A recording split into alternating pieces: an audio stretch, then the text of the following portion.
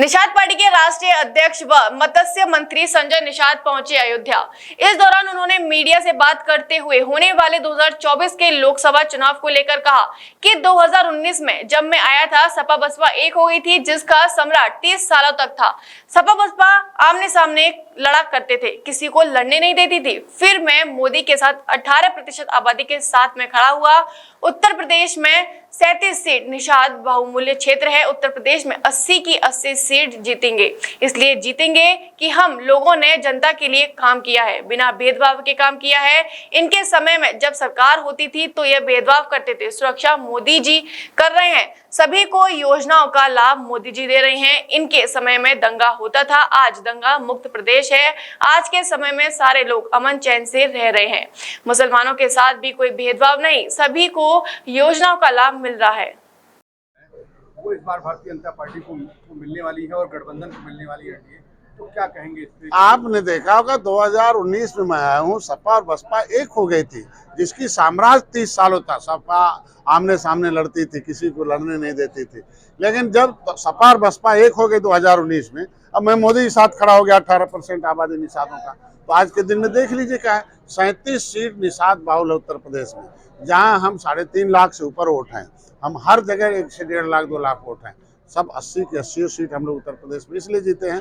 हम लोग जनता के लिए काम किए हैं, बिना भेदभाव के काम किए हैं। इनके समय जब सरकार होती थी तो कैसे भेदभाव होता था, कैसे आज इन्होंने गरीबों को मकान दिया होता, गरीबों को अनाज दिया होता। सवाल ये है कि जो जिस तरह कहा जा रहा है कि यूपी में सबसे ज्यादा सीटें हैं लोकसभा की, ये 80 सीटें हैं, तो क्या ये 80 की 80 सीटें भाजपा जीत जाएगी? अब देखिएगा, जो जीती थी सपा, जब मैं प्रभारी मंत्री बन के गया आजमगढ़, तो फिर हमने उपचुनाव जीता। इसे हमने देखो जो है आजम खां की जो सीट खाली हुई थी वहाँ हमने जीता, क्योंकि मुसलमान सच्चर कमेटी की रिपोर्ट चिल्ला चिल्ला के कहती है कि ये मुसलमान कांग्रेस और सपा का बटन दबाने के बदले गरीबी पाए हैं।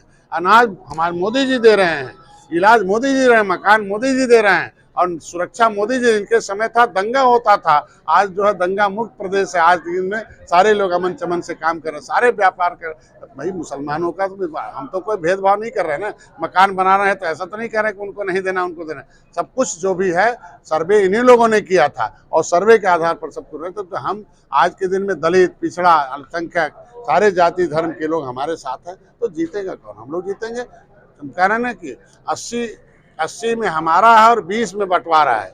जो 80% जो वोट है वो हम लोगों के पास है, देख लीजिएगा, क्योंकि उनके लोग भी हमारे साथ आ रहे हैं। किसानों की समस्या हम दूर कर रहे हैं। लोकसभा में कितनी सीटें आपके अनुसार से? अगर आप मैंने हम लोगों ने राष्ट्रीय राजनीति में हम लोगों ने तय किया है 80, 330 पार और एनडीए की सरकार। और उत्तर प्रदेश में 80 की 80 देखिएगा, समय आने पर 80 की 80 जीतेंगे। जो और लोग जो है ओम प्रकाश राजभर हो, दारा सिंह चौहान हो, ऐसे लोग जो बीजेपी के साथ नहीं थे और समाजवादी पार्टी के साथ थे, वो भी वापस आ रहे हैं। ये क्या रुख बता रहा है? अरे तो जब तालाब जहाँ सूख जाएगा वहाँ मछली थोड़ी रहेंगे। जहाँ तालाब भरा हुआ, हम योजनाओं से लबालब सबको प्यार और स्नेह मार्गदर्शन, हमारी सरकार सबको गले लगा रही, सबके लिए काम कर रही है बिना भेदभाव के, तो नेता वहाँ क्यों रहेगा? धोखा खाने क्यों जाएगा? यहाँ हमारे साथ आ रहा, सम्मान पा रहा। उनकी जातियों की समस्या सरकार से तय होती है, शक्ति सरकार में होती है, तो समस्या भी शक्ति से तय होती है। तो आज के दिन में हम भारतीय जनता एनडीए की सरकार है, साथ चाहे ओम प्रकाश भाई राजभर की समस्या होगा, सरकार दूर करेगी। निषाद की समस्या होगा, चौहान की समस्या है, तेली बढ़ई लोहारकार, हर जाति की जो समस्या है वो है। पिछड़े के नाम पर सरकार बनती थी, पिछड़ा वर्ग आयोग नहीं था, मोदी जी ने बनाया। उच्च शिक्षा में रिजर्वेशन नहीं था, मोदी जी ने दिया है। Rajiv Academy for Technology and Management, 7th rank of MBA by AKTU.